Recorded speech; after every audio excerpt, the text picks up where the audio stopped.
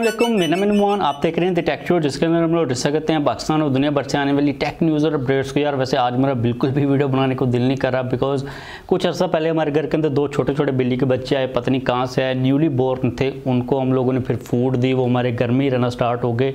तो अनफॉर्चुनेटली उनमें से एक जो बीमार हो गया, काफ़ी ज़्यादा बीमार हो गया, उसकी मेडिसिन भी हम लोग लेके आए, लेकिन बेचारा बच नहीं सका। तो आज वो फोत हो गया, तो मुझे काफ़ी ज़्यादा दुख हो रहा है। तो पता नहीं अब क्या कर सकते हैं। तो आप लोग दुआ कीजिएगा वो जन्नत के अंदर चला जाए। मुझे ये भी चीज़ कंफर्म नहीं है कि जो पेट्स होते हैं या फिर जो एनिमल्स होते हैं वो जन्नत के अंदर जाते हैं या फिर नहीं जाते। लेकिन खैर हम बात करते हैं आज की पहली अपडेट की, जो कि आ रही है आईफोन 12 के रिलेटेड। तो ये चीज़ कही जा रही है कि एप्पल ने आईफोन 12 सीरीज़ के 100 मिलियन यूनिट्स को सेल कर लिया हुआ है।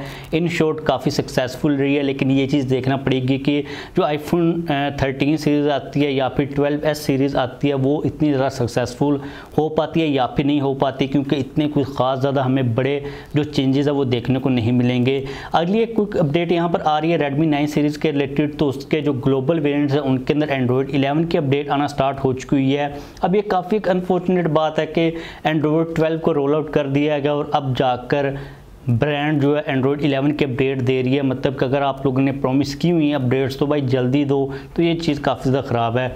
नेक्स्ट अपडेट काफ़ी इंटरेस्टिंग आ रही है सिंध हाई कोर्ट के रिलेटेड। तो सिंध हाई कोर्ट की जो वेबसाइट थी वो हैक कर ली गई। कोई इंडियन ग्रुप है जिसका नाम है इंडियन साइबर ट्रूप्स, उन लोगों ने वेबसाइट को हैक कर लिया।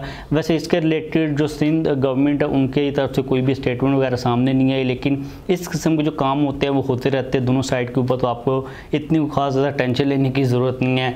अगली अपडेट जो आ रही है ये भी काफ़ी इंटरेस्टिंग है, जो कि आ रही है OnePlus के रिलेटेड। तो भाई सारी की सारी जो ब्रांड्स हैं वो टैबलेट्स की मार्केट के अंदर घुसने वाली हैं, मतलब ऑलरेडी घुस चुकी हुई हैं, वो काम तो कर रही हैं। और जो OnePlus है उसके बारे में भी ये चीज़ रिपोर्ट की जा रही है कि OnePlus भी अपने टैबलेट के ऊपर काम कर रहा है, जो कि इसी साल के अंदर इंट्रोड्यूस करवाया जाएगा। अगर हम लोग बात करते हैं तो ओप्पो भी, रियलमी भी और जो OnePlus है, ये तीनों की तीनों टैबलेट्स के ऊपर काम कर रही हैं। तो मतलब ये है कि टैबलेट्स की जो मार्केट है उसके अंदर भी एक काफ़ी ज़्यादा फ्लड आने वाला, आपको काफ़ी बजट के ऊपर जो अच्छे टैबलेट्स हैं वो देखने को मिल जाएंगे।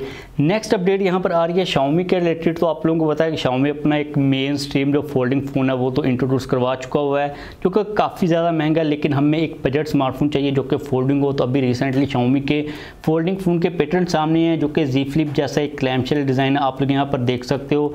काफ़ी इंटरेस्टिंग फ़ोन लग रहा है, काफ़ी नॉर्मल सा डिज़ाइन है, इतना खास ज़्यादा एक्साइटिंग नहीं है, क्योंकि इस किस्म का फ़ोन हम लोग ऑलरेडी देख चुके हुए हैं।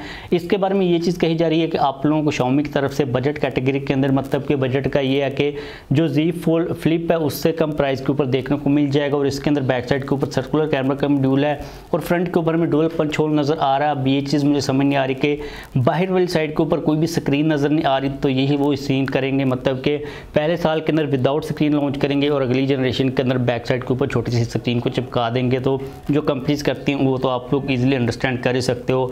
नेक्स्ट अपडेट यहाँ पर आ रही है नोकिया के रिलेटेड। तो नोकिया एक और फ्लैगशिप स्मार्टफोन को मार्केट के अंदर लेके आने वाला है, जो कि ऑफिशियली तौर पर कंफर्म कर दिया गया। एक फीचर कंफर्म किया गया फ़ोन के स्पेक्स के अकॉर्डिंगली कि आप लोगों को 5G का फीचर मिलेगा। दूसरी जो स्पेसिफिकेशन होती है वो क्या होती है वो अभी तक बिल्कुल भी कंफर्म नहीं है।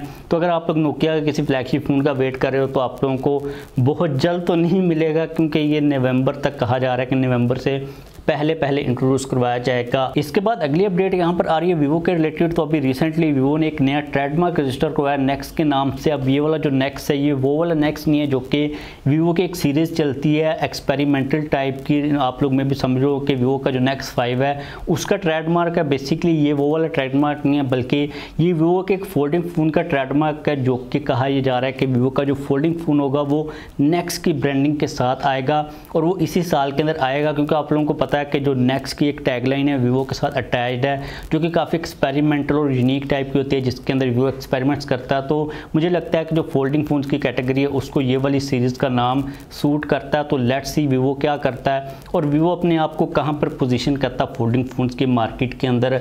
अगली अपडेट की बात करें जो कि आ रही है OnePlus के रिलेटेड। तो अगर आप लोगों को पाकिस्तान के अंदर OnePlus का कोई सबसे बेस्ट फ़ोन चाहिए, अगर हम लोग पीछे वाले ट्रैक रैकेट के ऊपर देखते हैं तो आप लोगों को OnePlus Nord 2 का वेट करना चाहिए।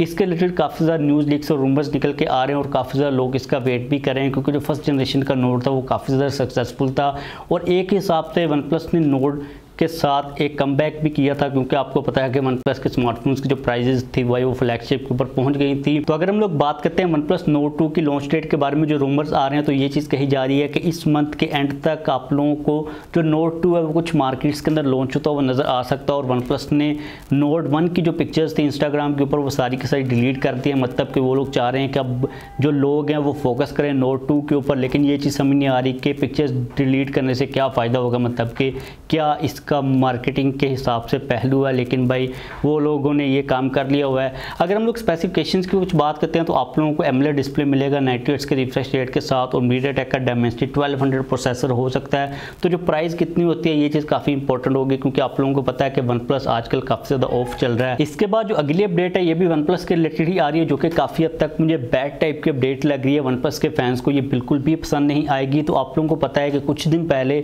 OnePlus ने और Oppo ने आपस में अपनी जो पार्टनरशिप थी उसको अनाउंस किया था। वैसे तो वो एक ही ब्रांड की सब ब्रांड्स थी, लेकिन उन लोगों ने ऑफिशियली तौर पर ये चीज़ अनाउंस की थी। तो उस वक्त तक ये सारी चीज़ें क्लियर नहीं थी कि हमें क्या बड़े चेंजेस देखने को मिलेंगे, क्योंकि ये दोनों की दोनों जो ब्रांड्स थी ये डिफरेंट कैटेगरी के अंदर काम कर रही थी और एज अ इंडिपेंडेंट चल रही थी। तो अभी जो चीज़ें सामने आ रही हैं वो काफ़ी ज़्यादा आप लोगों को परेशान करेंगी। फर्स्ट ऑफ ऑल तो ये चीज़ कही जा रही है कि जो OnePlus होगी ये Oppo के नीचे आ जाएगी। ये बेसिकली Oppo की एक लाइनअप बन जाएगी, जिस तरह Huawei की एक सीरीज़ थी P सीरीज़, उस तरह जो OnePlus होगी वो Oppo की एक सीरीज़ टाइप बन जाएगी, मतलब कि जिसके अंदर कैमरास टाइप के ऊपर फोकस किया जाएगा। मतलब कि जो OnePlus होगी वो एज अ एक इंडिपेंडेंट ब्रांड नहीं रहेगी, बल्कि वो Oppo के नीचे एक सीरीज़ बन जाएगी। OnePlus की जो अपनी आइडेंटिफिकेशन होगी वो काफ़ी हद तक ख़त्म कर दी जाएगी, जो कि मुझे लगता है काफ़ी एक अनफॉर्चुनेट न्यूज़ है, क्योंकि जो OnePlus एज इटसेल्फ चल रही थी काफ़ी ज़्यादा अच्छी तरह चल रही थी। और एक और चीज़ जो कि आप लोगों को काफ़ी ज़्यादा बॉदर करेगी वो ये है कि OnePlus के अंदर हमें जो ऑक्सीजन OS मिलता था उसके अंदर भी भाई अब मिक्सिंग होने वाली है Oppo की कलर OS की, क्योंकि इन दोनों को आपस में मिक्स किया जाएगा। अब OnePlus का जो सबसे बड़ा एडवांटेज था मिड रेंज के अंदर वो यही था कि उसके अंदर हमें जो ऑपरेटिंग सिस्टम मिलता था वो काफ़ी ज़्यादा अच्छा मिल जाता था। उसके अंदर अब Oppo के जब कलर OS को मिक्स किया जाएगा तो पता नहीं किस किस्म के रिजल्ट आएंगे, आप लोगों को वो पसंद आएगा या फिर नहीं आएगा। तो ये वाले जो सारे सीन्स हैं ये OnePlus के रिलेटेड चल रहे हैं। अब आप लोगों के माइंड के अंदर में भी ये चीज़ आ रही हो कि सीन बना क्या, OnePlus के साथ हुआ क्या है। तो आपको मैं थोड़ा सा एक्सप्लेन कर देता हूँ कि जब OnePlus स्टार्ट के अंदर आया था तो वो काफ़ी एग्रेसिव आया था, काफ़ी अच्छी वैल्यू को प्रोवाइड करा था। लेकिन उसके बाद OnePlus की जो एडमिनिस्ट्रेशन थी, जो OnePlus को रन कर रहे थे लोग, उनमें से जो मेन बंदा था वो छोड़ के चला गया, जिसने बाद में अपनी कंपनी स्टार्ट कर ली थी नथिंग के नाम से। तो उसके जाने के बाद ये चीज़ कही जा रही है कि OnePlus के अंदर काफ़ी ज़्यादा डिस्टर्बेंस आई, OnePlus अपने आप को स्टेबल नहीं रख सका।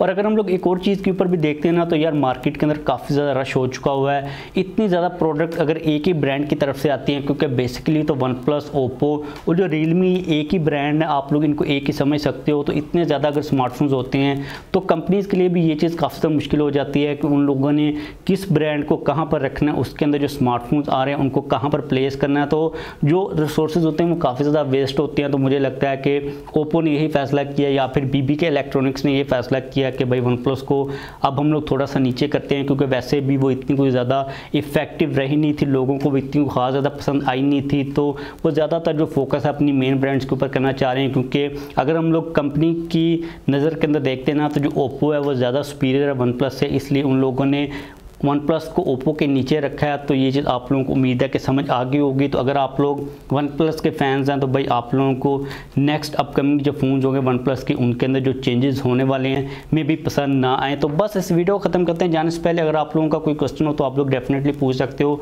वीडियो को लाइक नहीं किया, लाइक कर दीजिए। चैनल के ऊपर नहीं है, सब्सक्राइब नहीं किया हो तो चैनल को भी सब्सक्राइब कर लीजिए।